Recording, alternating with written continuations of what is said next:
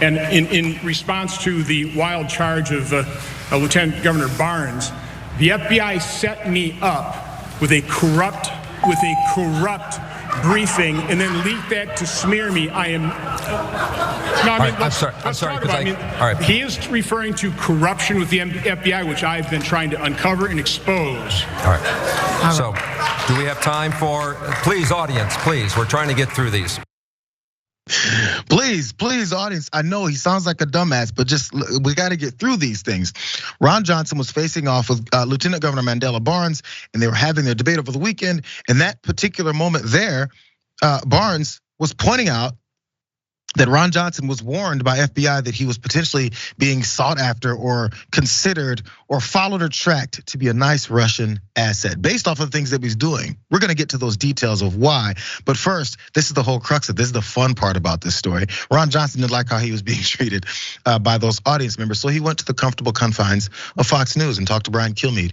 And look at this softball Kilmeade set him up with to complain about those horrible people in the audience laughing at me. Watch. And when you said you were set up by the FBI, the crowd laughed. Who was in that crowd? And have they been following the news? Do you want to put that in context? Well, I think they let in a bunch of college students. We were supposed to both get 50 audience members, and the crowd was much larger than that. So my guess they're college students who, let's face it, our colleges today aren't exactly teaching history. They're really not talking about the relevant things that students really ought to learn in college. They're being taught leftist propaganda, unfortunately. Ron Johnson's like 62 years old or something like that, but he's still making up these random excuses like a 10-year-old. College students came in, that's why they were laughing at my ridiculous answer. So older folks don't realize how ridiculous that answer was. It's only college students. And then the second half of that same short explanation, it was, so I guess it was college students. Hey Ron, was it college students or was it maybe college students? Or are you just making things up on the fly and trying to demonize folks with the same line of those college kids? You know what they learn in college? Let's go to details of what it was that he was trying to deflect from before I point out how ridiculous that was to connect to college students. So this is what he was pushing back on. Johnson was responding to an attack by Lieutenant Governor Mandela Barnes that the senator was once warned by the FBI that the Kremlin was trying to turn him into a Russian asset.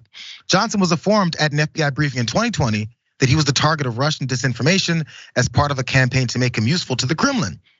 The senator confirmed it to the Washington Post last year. Let's go to a real small part from that Washington Post piece from last year. So they're referencing back to 2020 because this was written in 21. The FBI last summer gave what is known as a defensive briefing to Johnson, who ahead of the election used his perch as chairman of the Senate Homeland Security and Government Affairs Committee to investigate Biden's dealings with Ukraine while he was vice president and his son Hunter Biden had held a lucrative seat on the board of an Ukrainian energy company, which we've heard consistently about.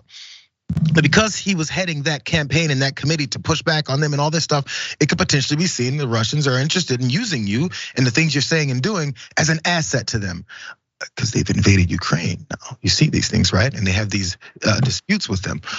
I think it kind of adds up. But Johnson wasn't very happy about that whole thing. And he said, I asked the briefers what specific evidence they had regarding this warning, and they could not provide me anything other than the generalized warning. So without specific information, I felt the briefing was completely useless and unnecessary. And he said, since I was fully aware of the dangers of Russian disinformation. Are you though? One more part here, Jess. Because there was no substance to the briefing, he continued.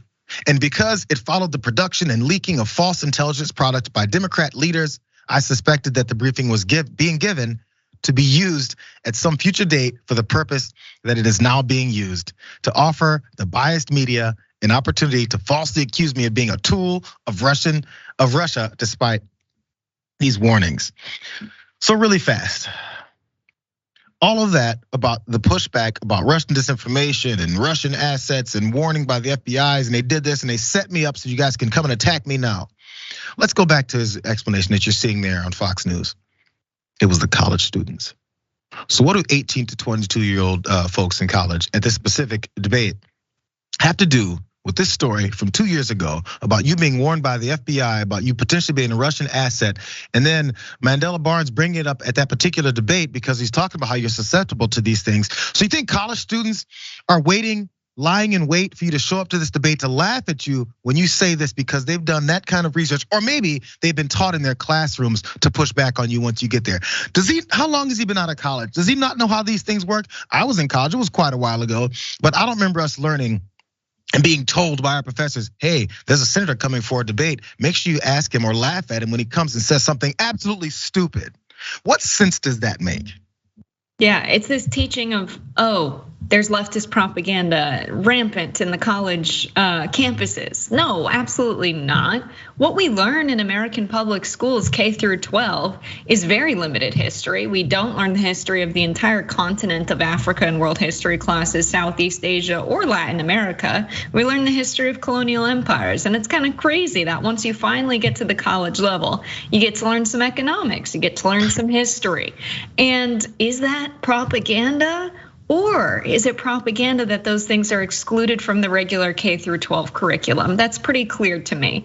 Let's also reflect on the fact that the FBI is corrupt, right? They've been investigating black leaders for a long time. People like Aretha Franklin committing murders of black leaders, really deeply involved in MLK and Malcolm X's activities, and members of the Communist Party like Angela Davis and the Black Panthers. So let's be real, the FBI is a political arm. He's right about that, but white dudes who are on the right in America have never been the target of that. And so you can say, yeah, it's bad that Biden comes from a family that's deeply involved with the foreign policy of other countries and has some economic stake in what happens politically in Ukraine. Equally, you can be upset that Ron Johnson is acting as a Russian, agent at some points in time. You can be mad at both of those things. And it's ridiculous to say that these people are a little bit educated, but I'm gonna call that left-wing propaganda because that fits my political perspective better. But they're not even done being educated. Again, let's continue to go through this because, by the way, I don't think that suddenly people's minds form their opinions on the world once they get their diploma. They have plenty of thoughts, they've had plenty of readings, they got plenty of access to information. That's the problem that people like Ron Johnson have with younger folks who are willing to push back on them. There's this lack of respect for someone just because they're in the position they're in and because they have a senator in front of their name. There's pushback when someone says something stupid. It's just the way it is, and they don't like that younger folks don't care about that whole respect once you've shown them that you don't give a damn about the truth and the honest positions that you think that you're taking. Right. There was another part about this whole thing. Yeah, it's good. The topic's policy and trade, and he's like, "I'm the target of an FBI investigation." Like, you don't have to be propagandized to see how that's ridiculous. There was another moment that these overeducated college students were laughing at him over. Let's watch. This is fun. It has cost us more not to complete the wall that we already contracted for than to actually build it. All right. Democrats have voted against 3 of my amendments in committee and on the floor. All but Senator Manchin voted against completing the wall that we'd already bought and paid for. The wall already bought and paid for. It hasn't been that long, you guys. In fact, the whole thing they were chanting was Mexico will pay for the wall. Who bought and paid for the wall? Why isn't it done yet? How many problems arose with that? Yes, there was definitely hurdles put in place by Democratic leaders and Democrats in Congress. That's the whole point, because it was a ridiculous idea and it was based in bigotry. And we know Donald Trump has no idea what he's doing except to push that. Other than that, the fact that Mexico didn't pay for the wall, because the leader also told them that from the beginning, we're not paying for your damn wall.